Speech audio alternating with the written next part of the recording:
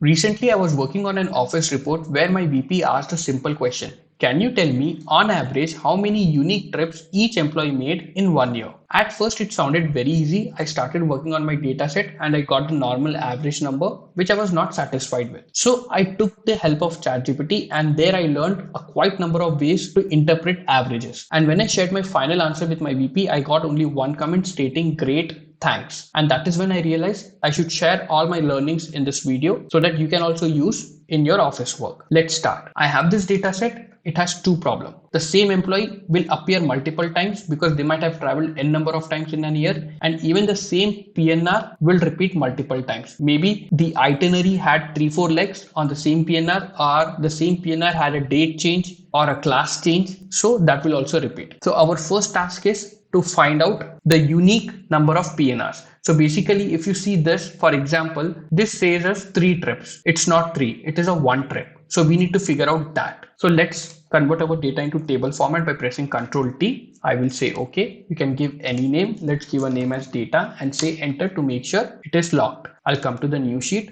insert, pivot table, data. Now, before clicking OK, I'll click this. Only reason why I'm clicking this for this data set, because I want to find the unique counts. If I don't click this in a normal pivot table, we will not see the distinct count option. So that is why I'm clicking this. I'll say OK. And now I'll get the employee ID on my rows. I'll get the PNR on the values. Right now, it shows only the count. For example, let's take one of the employee. Okay, let's take this employee. Let's see this employee. Okay, it has only 1 trip. So we can't take this. Let's take someone else. We hopefully get it. Okay. Now this one, this employee, it says 4 for us. But in reality, it is only 2 trips because this is repeating 3 times. So if I take this, copy this and check here, you will see we'll get the answer 4. But in reality, it should be 2. And that is where the check mark which we did in the pivot table worked for us. Now I can simply come here, value field settings. Here I get the option count and distinct count. When I click on distinct count and say OK, that 4 becomes 2, which is now we know that we have a unique list of PNRs, unique counts of PNRs. Now on this, we can perform multiple ways of averages. First is normal average. I'll say AVERAG average, and here what I'll say equal to AVERAG average, open bracket. I'll take the data set.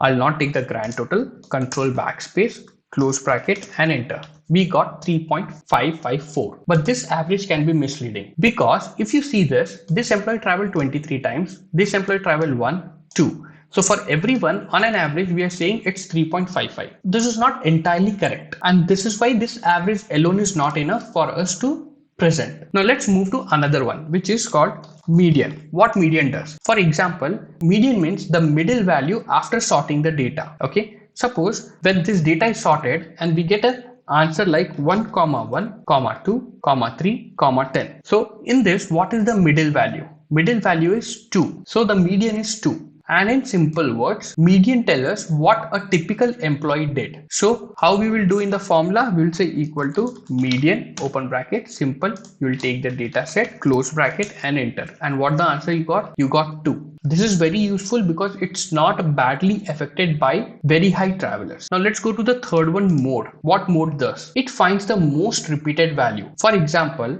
after sorting this data, we get an answer 1, 1, 1, 2, 2, 3, 5, 4, 5. Now in this, what is the mode? The most repeating value. The most repeating value is 1. So that is our answer because 1 appears most often. So in our travel report, mode answers this question. What is the most common number of trips employee made? And that answer will be 1. Now here we will use equal to mode dot. You will use the second one, SNGL.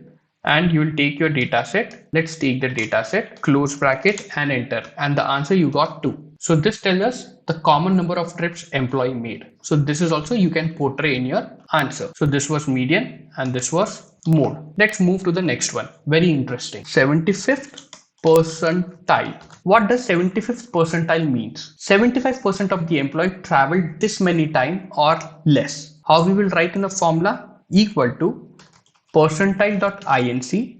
What is the array? Array is your data set. So you will take your data set, comma. Now K, you're talking about 75th percentile. So you will write 0.75, close bracket and enter. You got answer 4. So what this 4 typically means? 75% of the employees made 4 or fewer trips. In another way, only 25% employees traveled more than 4 times. This is a very useful to identify frequent travelers. And there is another one which is 90th percentile, percentile.inc dataset. Again, I'll take the dataset, comma. Now we are talking about 90th percentile. So how we will write 0.90, close bracket and enter. And we got 6. 90% of the employees made 6 or fewer trips. Or in another way, we can say only 10% of the employee traveled more than 6 times. This helps to identify our heavy travelers. And now there's another way which I didn't use in my answer, but I'll show you, which is called TRIMMED, trimmed mean. What does this mean? Remove extreme values from the top and bottom and then calculate the average. I'll say equal to trim mean, open bracket. What is the array? Array is the data set. Let's take the data set, comma, and we need to go back, percent. Now we want to remove 10% of the extreme values, basically 5% from the top and 5% from the bottom. So for the 10%, we will write 0.1, close bracket and enter. We got 2.6. This gives us the most balanced average. So now we can compare.